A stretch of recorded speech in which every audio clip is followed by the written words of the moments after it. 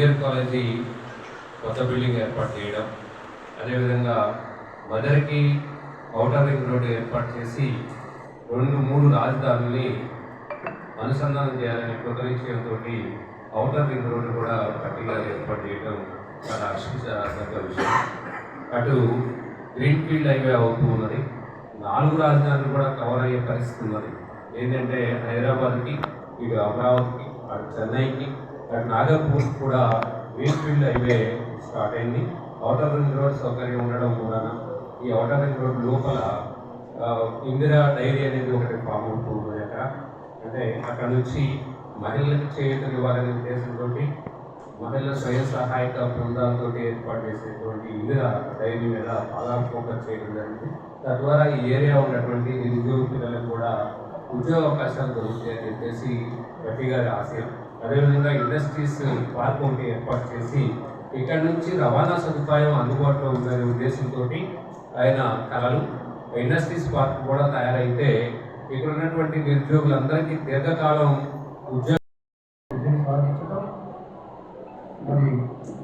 మధ్యలో ఇంతవరకు కూడా సరైనటువంటి డ్రైనేజ్ వ్యవస్థ లేని పరిస్థితి గమనించి ముఖ్యంగా వారికి ఫైనాన్స్ మినిస్టర్ ఉండడం, ఎలక్ట్రిసిటీ మినిస్టర్, ప్లానింగ్ మినిస్టర్గా ఉండడం కూడా మన అదృష్టం.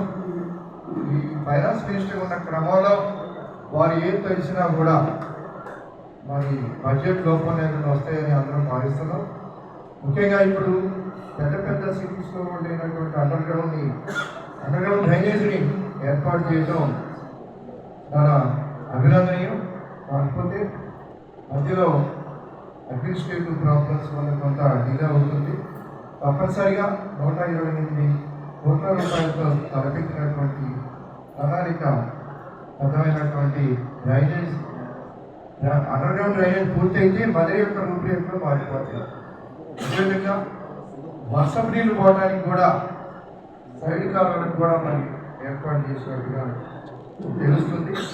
ఈ ఇటీవలనే ఇప్పుడు మధిర కోట మహాశీలకు మధిరాభివృద్ధి కమిటీ విజ్ఞప్తి